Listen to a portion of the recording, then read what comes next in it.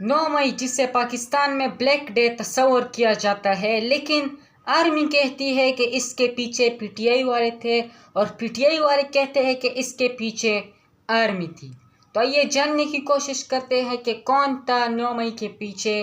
Solve करने की कोशिश करते हैं द मिस्ट्री ऑफ 9th मई।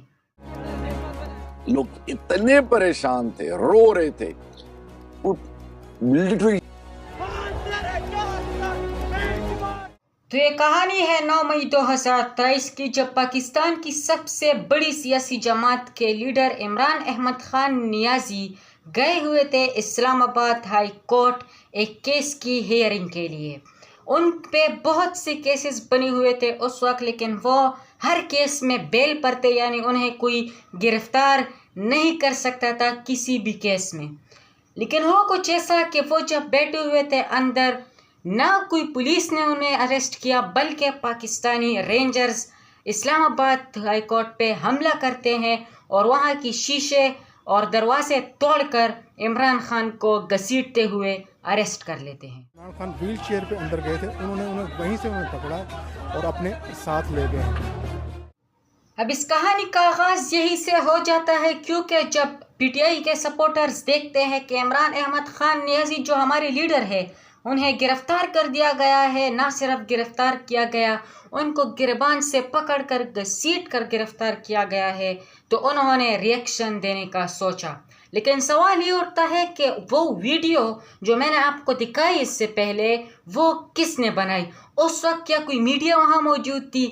बिल्कुल नहीं। तो सवाल ये होता है कि ये वीडियो किसने बनाई? पाकिस्तानी इंटेलिजेंस ने या कोई और था इसके पीछे? इस बात को हम वीडियो के आखिर में डिस्कस करेंगे, लेकिन अभी जो कहानी है वो ये थी कि अब पीटीआई के सपोर्टर्स निकलना शुरू हो गए। उन्होंने पूरे मुल्क गिर एहतजाज किया और पाकिस्तान की तारीख का सबसे बड़ा एहतजाज रिकॉर्ड करवाया। ये सिर्फ एहतजाज ही नहीं हुआ, इनमें से बहुत सी जगहों पर फौजी तनसीबात पर हमले किए गए, फौजी जगह को जलाया गया, जैसे कि कोर कमांडर लाहौर, जिसे जिना हाउस भी कहा जाता है। एक सवाल फिर से उठता है कि जिस कोर कमांडर हाउस को ये पहले कोर कमांडर हाउस कहते थे, हमला होने के बाद इसे जिना हाउस का नाम क्यों दे दिया गया? अब यहाँ पे भी इंटेलिजेंस थी इसके पीछे या कोई और, ये भी आपको आखिर में पता चल जाएगा। लेकिन अब पीटीआई के सपोर्टर्स को अरेस्ट करना शुरू हो जाते हैं। बहुत से पीटीआई के वर्कर्स को ये उठा लेते हैं। अब नून लीग यानी जो उस वक्त हुकूमत में थी पार्टी और इस्टेब्लिशमेंट ये कहती है कि हम इस प्लान को पहले से जानते थे। तो ये सवाल भी उठता है कि आपने कोई रिएक्शन क्यों नहीं दिया? ये तो इंटेलिजेंस का फिर फेलियर तस्लीम किया जाना चाहिए, लेकिन ऐसा कुछ भी नहीं हुआ। पाकिस्तान तहरीक इंसाफ के लोगों को गिरफ्तार कर दिया गया और उन्हें जेलों में डाल दिया गया। कहानी यहाँ ख़त्म नहीं होती। एक दिन बाद यानी 10 मई को फौज की तरफ से भी एक रिएक्शन सामने आ जाता है। वो कहते हैं कि पाकिस्तानी तारीख़ के 75 सालों में जो दुश्मन ना कर पाया, वो इस सियासी टोले ने कर दिखाया है। जो काम दुश्मन पिछले 76 साल से ना कर सका, वो 9 मई को इन मुट्ठी भर शरपसंदों और उनके सहूलतकारों ने कर। अब यहाँ पे एक सवाल ये भी पैदा होता है कि जब आपके कोर कमांडर हाउस पे हमला हो रहा था, वहाँ पे इतनी आर्मी तैनात होती है, 9 मई के दिन वो आर्मी कहाँ थी जो आपने तैनात की थी? अब यहाँ से आपको थोड़ा थोड़ा अंदाज़ा हो रहा होगा कि इसके पीछे असल मास्टरमाइंड था कौन। पीटीआई के वर्कर्स कहते हैं कि ये सिर्फ एक ड्रामा किया गया आईएसआई यानी पाकिस्तानी इंटेलिजेंस की तरफ से। अब जो मैं आपको वीडियो दिखाने लगा हूँ वो उनमें से एक स्टूडेंट की थी, जिसे 9 मई के दिन गिरफ्तार किया गया था और उसे 1 साल तक जेल में रखा गया था। उसकी जुबानी सुनते हैं कि आर्मी ने उसके साथ क्या क्या किया। पढ़े लिखे हैं डेफिनेटली, वो रिटर्न फॉर्म में क्या लिखा है मैंने सब कुछ किया है। मैं उसका हाथ रोक के बोल रहा हूँ, सर आप ये लिख रहे हैं कि मैंने जलाओ घेराव किया है, मेरे पास डंडा था, मेरे पास सब कुछ था, जबकि मैं आपको कह रहा हूँ मैंने कुछ भी नहीं किया, मैं एक स्टूडेंट हूँ, मेरा करियर ख़त्म हो जाएगा, ना लिखिए। आगे से मुझे कह रहे हैं कि यार डॉक्टर छोड़िए, पाकिस्तान है। جس ملک کی ملٹری آپ کو کہہ دے کہ یہ پاکستان ہے بیٹا، اس میں سب کچھ چلتا ہے، تو اس سے بڑی بات کیا ہو سکتی ہے؟ اس ملک کی ناکامی میں سب سے بڑا کردار کس کا ہے؟ صاف صاف نظر آ رہا ہے پورے پاکستان کو، لیکن وہ ڈرے ہوئے ہیں۔